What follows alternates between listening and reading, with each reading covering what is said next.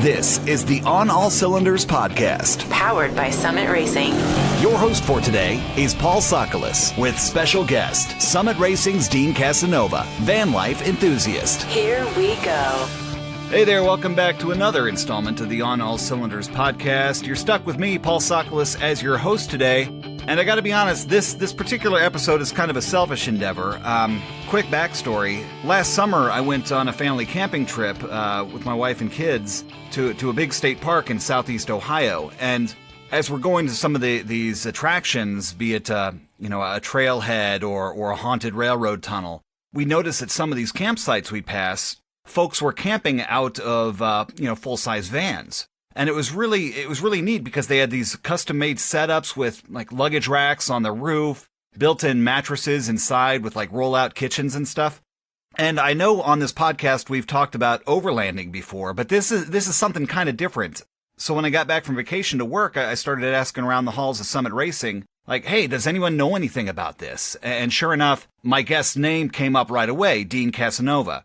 Turns out Dean has built one of these vans and has been all over the country with it. So without any further ado, I've talked too much already. Dean, thank you for joining us on the show today. Oh, yeah. It's kind of nice to get to talk to people about it. Yeah, this is cool. And like I said, it's kind of a selfish endeavor because after seeing some of these custom setups, I really had to learn more. But before we really dive into this, am I using the term van life correctly? Is van life the preferred nomenclature here? That's what I would consider it. I mean, it's, going down camping by the river, right? Okay. Now, with that out of the way, can you kind of explain the nuances, the differences between overlanding and van life? Because they seem to really overlap to me. Yes. I would consider it a different world. For us, overlanding versus van life, we're just going and parking somewhere just out in the middle of the woods. I would say overlanding, you're taking those rough, rowdy, insane places to get up the trail that 90% of people can't get up to. You have to have the boards and everything else and have the winch to get there.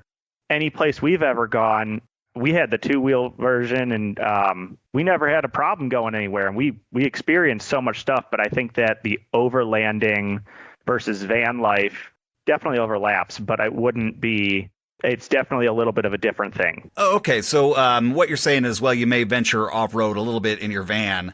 Overlanding is really more of the hardcore off-road crowd, right? Yeah, we've gone on some pretty crazy stuff, but we've never tried to drive up the side of a mountain. That's a pretty fair response. But your van is still really well equipped. I mean, you had a mattress in there, didn't you? Yeah, we have a custom-made bed, actually. I'm 6'4", so a lot of people do their bed sideways to save space. But our van was for mountain biking, so we had to fit two mountain bikes inside our van, and we couldn't really sleep sideways, and so we got this really nice big long bed. It's pretty much a queen, pretty much fit inside of this thing. So that was pretty nice to have that when you're this tall. Well, we'll get into the specifics of your particular build in a moment, but what I really want to know is what got you into van life to begin with. What made you look at this hobby and say, yeah, that's for me. I want to do that. We always joked about it. We always were like, let's just get in the car and go. And we're like, we can't take everything. And then you'd see these people out on Instagram and they're like, hey, we just go out and travel.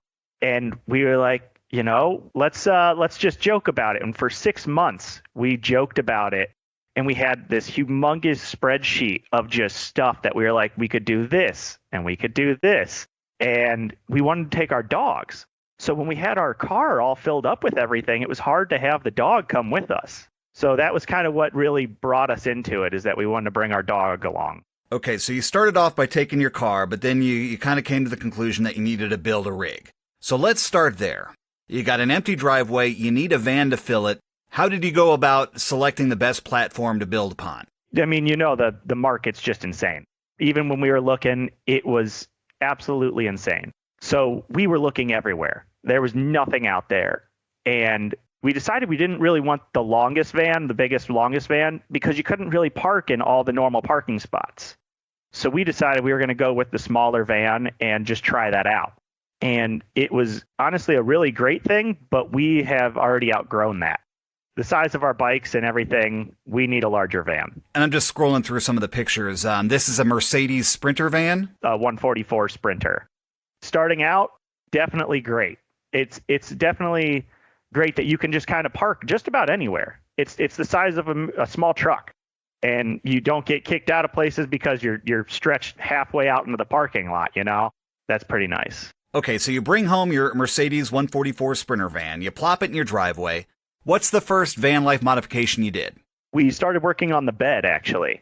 Everybody kind of told us it wouldn't work, but we ended up riveting steel beams into the sides, and that was kind of where we started with it because we needed a bed. If we wanted to do anything, we had to have a bed.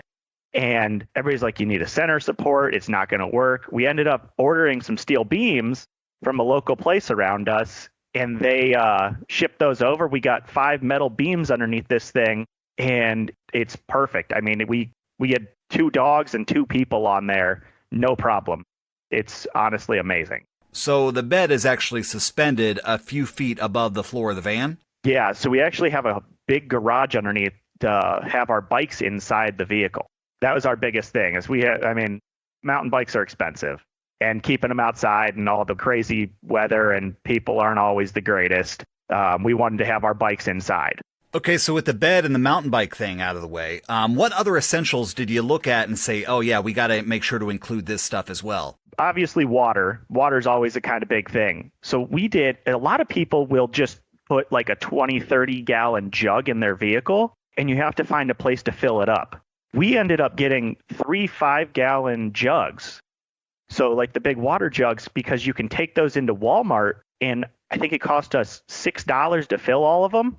You can just put them in a cart, fill them up at Walmart, and take them back out to your vehicle, which was life-saving when you're out in the middle of Arizona and, you need some water. So what other van life essentials does someone need to know about? Like someone who's just kind of getting interested into this topic. What are some things that the big list often overlook? A really nice seat to sit in. You're in that car or vehicle or just sitting outside. A nice camp chair, it goes such a long way, because like when we were working from there, you're sitting out in this chair for 8 hours. And as much as I want to say, oh yeah, just get a little tiny camp chair and you can sit there, that was a big thing. And along with that, we had a full electrical system in our van, but we still bought it's called an EcoFlow.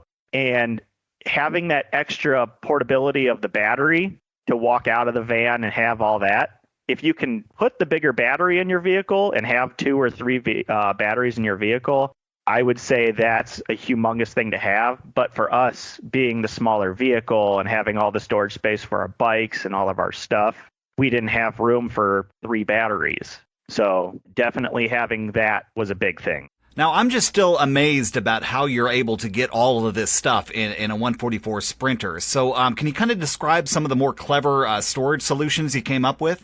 Yeah, we actually used the drawers, like the drawer slides, and there was just a little area on the right side next to the bikes that you just couldn't reach back there, but there was that space. And we used a drawer slide to put our helmets on and stuff so you could reach back there and pull everything to the front.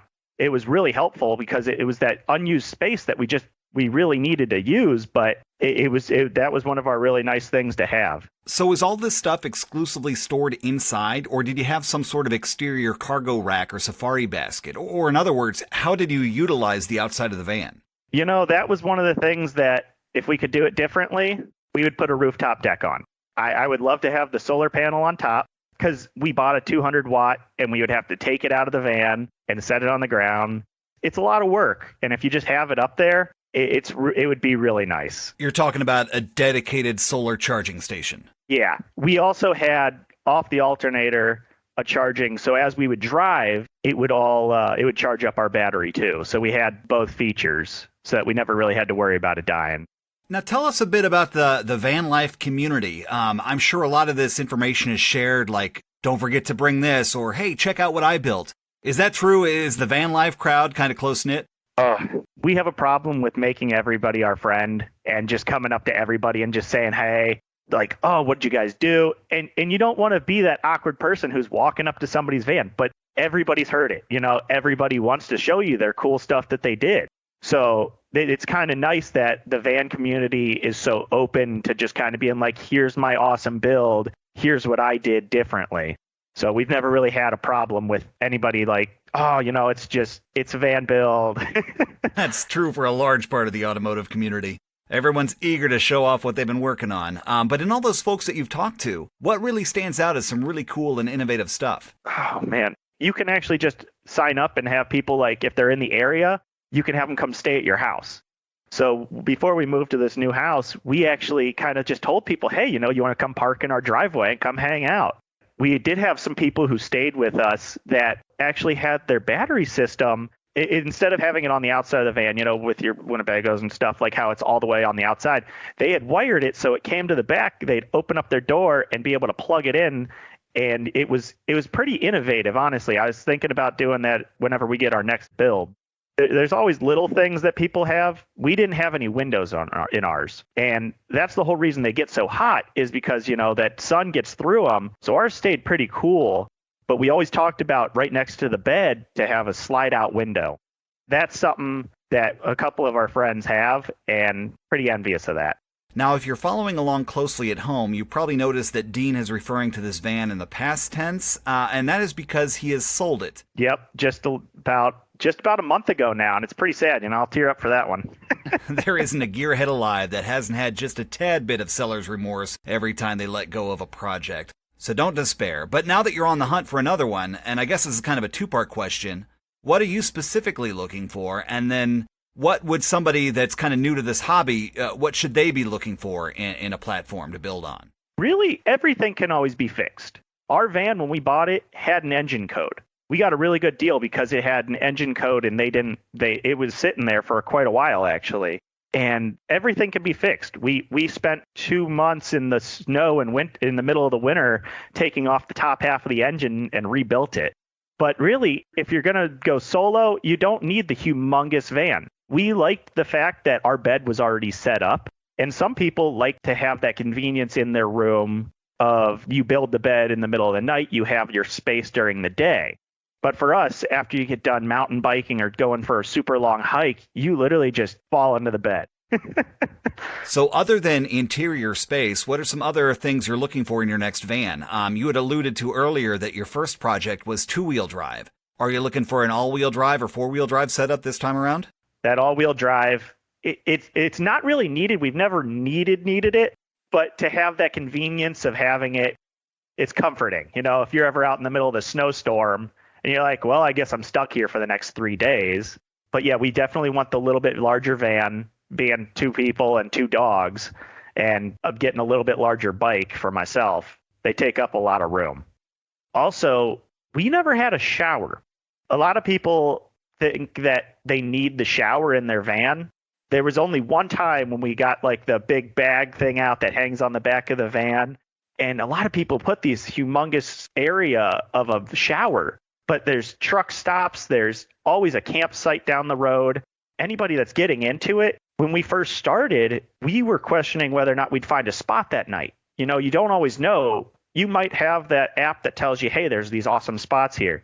Somebody already is probably there. There's always a good chance somebody's there. And so we would book a campsite kind of close by for, they're $5, $10.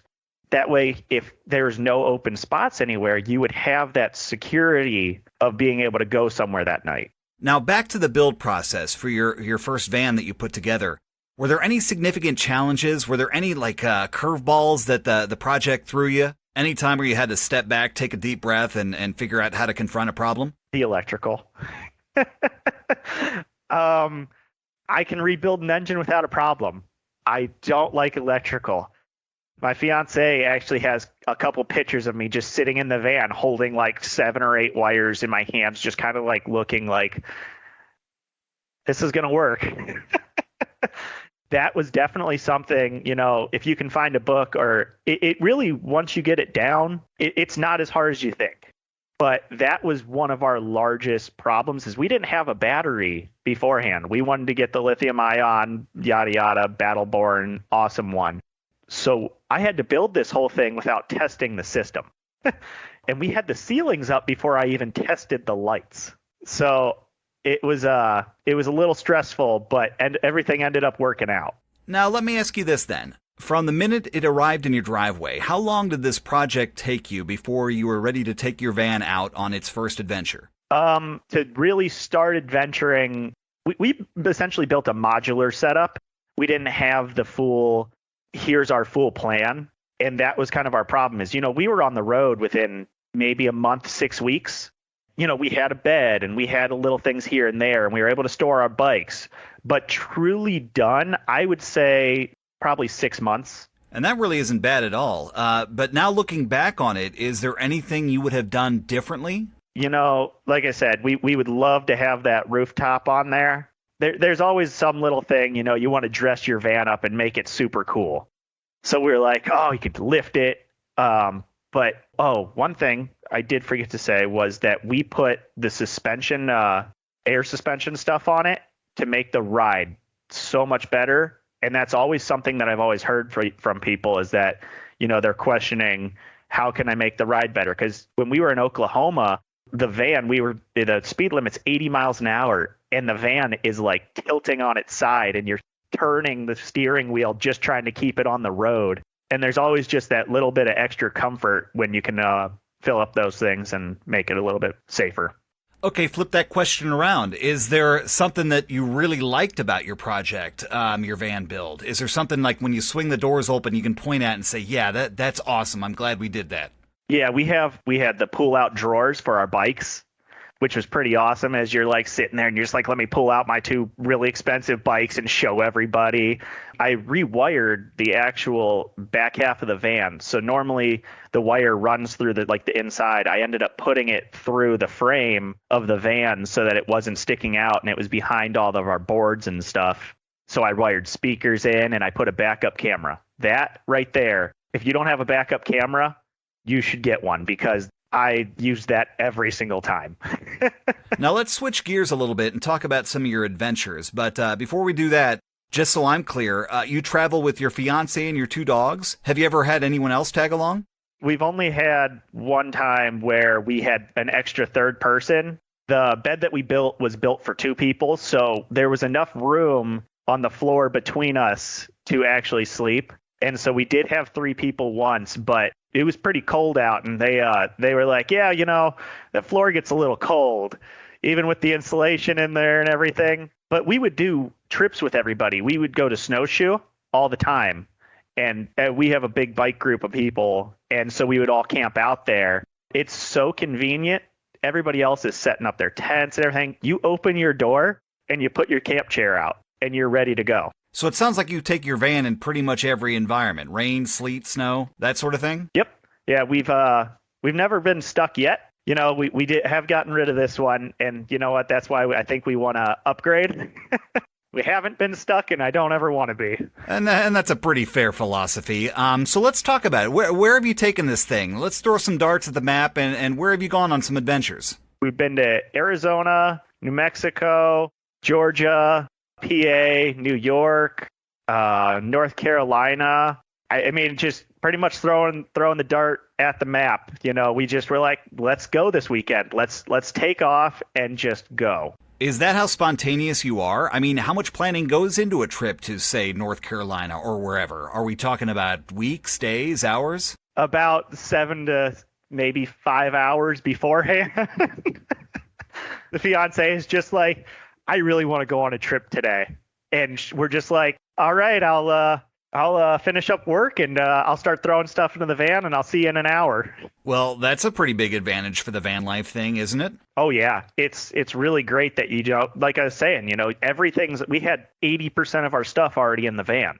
It was nice that we had all our cooking utensils and stuff already in there. It wasn't something that we had to take these bins out of the house and then carry them into the van. We just had all of these things ready to go. So what's next for that aforementioned dart throw? Are you already planning your next adventure? Yeah, we're going to North Carolina. That is our favorite place to go. We probably go there 8-9 times a year. Okay, so North Carolina is your favorite destination. Explain why. Why is that? The mountain biking. It's 8 hours away. The beauty of it, you can really just park anywhere. It's so bike friendly. Everybody's like willing to help you out, and you just can find these beautiful spots just in the middle of nature. You're just driving down a road and you're like, let's turn right there. And you can just go camp there, and it's stunning. So you're obviously pretty big into mountain biking and hiking, but did you set up your van for any other outdoorsy type activities like kayaking, fishing, stuff like that? That's really our main stuff. Biking is how we actually met, through an online dating, and I saw that she had a bike. So I asked her about it, and lo and behold, now, that's our main thing to do. Dean, you know what I haven't asked you yet? How long have you been doing this? Is this something recent, or have you been into the van life for a while? It's about almost 3 years now, I would say. I think it's about 3 years. And you owned your custom-built van for about 2 years, correct? Yeah, we had it for about 2, but, like I was saying, we would take the car out and we'd go camping and everything. And then once we got the dog, we hate leaving him at my parents' house, and we'd love him to come with us. So that was kind of the whole, we need to take the dog with us. In regard to building a custom van or going on these van adventures, what would you have loved to know earlier before you really got into this stuff? Or ask that question another way, what do you want to tell folks that are just dipping their toes in the van life waters? I would say look into the electrical a little bit before you start diving in, and know what your design is. Have a pretty open design of what you want the finished product to look like. As we built ours modularly, it kind of went together and everything did fit the way we wanted. But if we were to do it again, we would want everything kind of planned out previously instead of kind of piecing this piece and this piece went together. And yeah, it's an amazing van, and it was really great. But we would love to have it a full setup design before we kind of started building it. And just in case folks missed it the first time around, what kind of year, make, model was it? We had a 2012 Mercedes Sprinter. It was the diesel also, yeah. And those vans are still available new from the dealer, right? You can still get the Mercedes Sprinter, yeah. All right, so I've asked this question before in a couple of different ways, but I'm going to ask it again just to kind of drive home some points. Dean, hop in your Wayback Machine and put yourself in your shoes 3, 4, 5 years ago. What would you tell yourself, or really anybody with that outdoorsy inclination, about this hobby, about the van life, and what resources are out there available to help someone learn about it?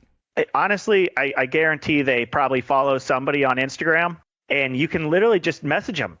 I would say 95% of the people will say, hey, this is what I did, and they'll kind of let you know what's going on. Just have that plan.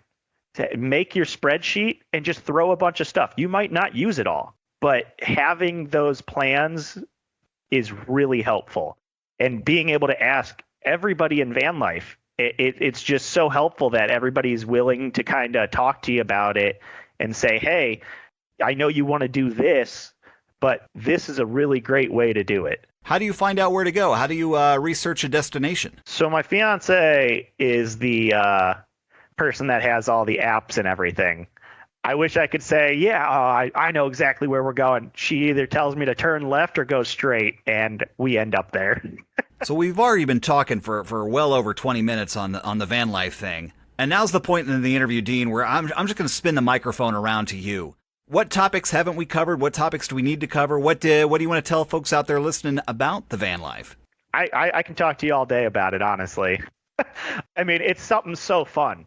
The another big thing, I guess, thinking about it, is that when we were building it, it was kind of nice to feel out, you're going to be in this tight section with the other person. If you're going with somebody else, you're going to be right next to this person for 24 hours of the day. When you're at home, somebody can sit on the couch and somebody can go outside.